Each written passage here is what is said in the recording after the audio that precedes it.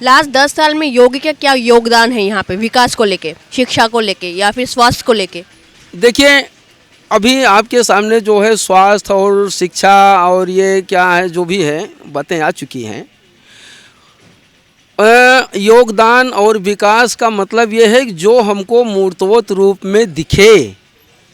हमको अब कागज़ पर चाहे जितना विकास हो जाए, कागज़ पे शिक्षा चाहे जितनी उच्च स्तरीय हो जाए, कागज़ पे चाहे मज़दूरों को कुछ भी दे दिया जाए, क्या मतलब है? जब हमारे व्यवहार में, हमारे जीवन में हमको देखने में आएगा विकास, तभी तो हम विकास कह सकेंगे। वरना आप कह रहे हैं कि कागजों में योगी का विकास दिख रहा है लेकिन नज़र में नहीं आ रहा है। बिल्कुल नहीं आ रहा है। जैसे अब मज़दूरों के लिए जो है उज्ज्वला योजना चलाई गई, उसके लिए गैस सिस्टम अप्लाई किया गया। गैस सिस्टम मज़दूरों को जो है, गरीबों को जो है, किसानों को, जो मज़दूर किसान, छोटे किसान, उनको जो है गैस सिलेंडर दे दिया गया, फ्री में दे दिया गया। लेकिन अब बताइए 1000-1200 रुपये सिलेंडर की चार्ज है। अब बताइए जिसको आप फ्री में सिलेंडर दे रहे हो, कनेक्शन दे रहे हो, एक बार आपने दे दिया तो 1000-1200 रुपये मजदूर कहाँ से लेके आएगा? मतलब पहला मिल रहा है फ्री में, उसके बाद तो उन लोगों को खरीदना पड़ रहा है 1100-1200 में। पड़ रहा है वो सभी लोगों के लिए बराबर का चार्ज है ना। तो जब आप गरीबी के नाम, मजदूरी के नाम आप मजदूरों को हेल्प कर रहे हो, विकास के लिए उनको जो बढ़ा रहे हो, गैस दे रहे हो, सुविधा दे रहे हो, तो उनके लिए जो है कम से कम 50% ডিসকাউন্ট पर उनको दो, तभी तो माना जाएगा भाई। মানে উনি যেটা বলছেন সেটা হচ্ছে যে আমরা দেখেছি যে মোদী সরকার বেশ ফলাও করে বিজ্ঞাপন দিয়ে বিভিন্ন কাগজে তার বিজ্ঞাপন পেশ করছেন যে গরিব মানুষদেরকে উজ্জ্বলা প্রকল্পে ফ্রিতে গ্যাস দেওয়া হচ্ছে এবং তিনি এটাও বলছেন যে কাঠ কয়লা থেকে মহিলারা সরে এসে তারা এখন গ্যাসে রান্না করছেন এবং আমরা দেখেছি এরকম কাট আউট বিভিন্ন জায়গায় মোদির ছবি দেওয়া, তার পাশে একজন মহিলার ছবি দেওয়া যিনি কিনা গ্যাসে রান্না করছেন। এবার প্রথম গ্যাসটা দেওয়া হচ্ছে ফ্রিতে, তারপরে যেই রিফিল করার প্রশ্ন আছে তখন তাদের থেকে 1100-1200 টাকা করে নেওয়া হচ্ছে। ফলত তারা কিন্তু আর সেই গ্যাসটা ভরতে পারছে না এবং তারা আবার সেই কাঠ কয়লায় ফিরে যাচ্ছেন এবং প্রথম গ্যাস শুধুমাত্র ফ্রিতে পাচ্ছেন। আলটিমেটলি গিয়ে কিন্তু এই যে উজ্জ্বলা প্রকল্প সেটা কিন্তু কোথাও গিয়ে তাদের মুশকিল আসান করছেন না। আচ্ছা, এরপরে আরও বেশ কিছু কথা নিয়ে আমরা জিজ্ঞেস করবো বাকিদেরকে। আচ্ছা आप क्या काम करते हो? जी, हम जो है छोटा मोटा व्यवसाय करके अपना जीवन चलाते हैं। कैसा चल रहा है आपका? वो व्यवसाय सभी लगभग मंदी के स्तर से गुजर रहे हैं। क्यों? अब इसमें परिस्थितियां हो या सरकार की नीतियां ज़्यादा जिम्मेदार हैं, क्योंकि छोटे बड़े बड़े व्यवसाय इस समय जो है मशीनीकरण और नई नई तकनीक से लोग करना शुरू कर दिए हैं, इसलिए छोटे छोटे व्यवसायों पर बहुत बड़ा संकट। तो सरकार कुछ नहीं कर रही है यहाँ पे छोटे व्यवसाय को ले? सरकार कर रही है, लेकिन अब वो जितना कर रही है वो जिसकी बैंक की जो क्षमता है उसकी क्षमता के अनुसार ही उसको सहयोग करेगा, क्योंकि उससे उसकी क्षमता से कई गुना ज़्यादा उसको सहयोग की ज़रूरत है, तो वो सरकार कहाँ से कर पाएगी। आपका जो हो रहा है अभी, जैसे आपका जो चल रहा है आपका व्यवसाय, उसमें आपका गुजारा हो रहा है कि कुछ प्रॉब्लम हो रही है? अब गुजारा हो रहा है और उससे अलावा भी तमाम चीज़ करके अपना जो है एडजस्टमेंट किया जाए। दुविधा क्या है अभी? जी, दुविधा अब यही है कि आने वाले समय में बड़ी बड़ी बात की जा रही है विकास की, और ये सरकार बहुत हद तक जो है निर्माण कार्यों में अपनी रुचि दिखा रही है। जैसे कि रास्ता हो रहा है, मंदिर हो रहा है, बहुत सारा अनावश्यक चीज़ों के निर्माण की बात कर रही है और कर रहे हैं लोग, जैसे लगता है उसी का निर्माण किए 1 साल पहले, उसके गिरा करके फिर वहाँ दूसरा बना रहे हैं।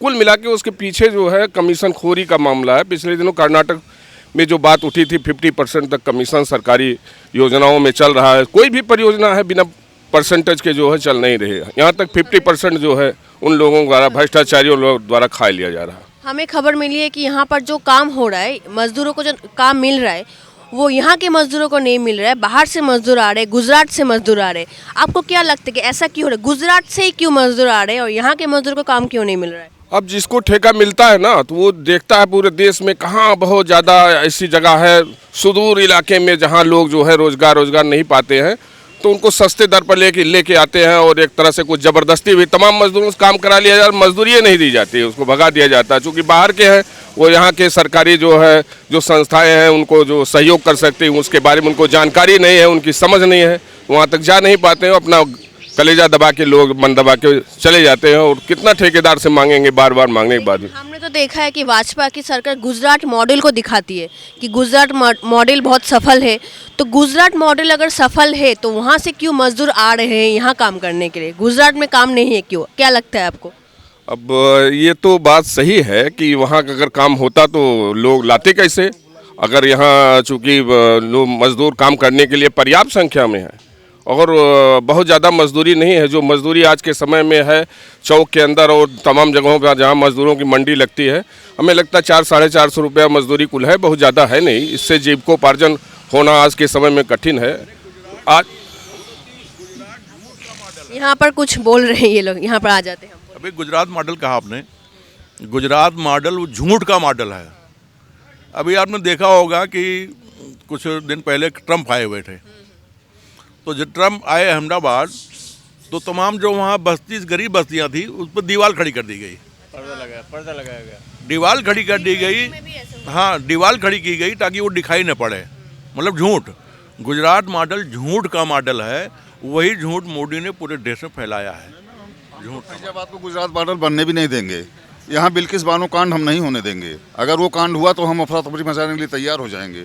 हाँ, हम जाति के सामान्य वर्ग से आते हैं और हमारे रगों में वही खून है। हम बिल्किस बानो कांड यहाँ नहीं होने देंगे बिल्कुल। हाँ, यहाँ खुश वही लोग हैं जिनको मंदिर पे जिनकी रोजी रोटी चलनी है।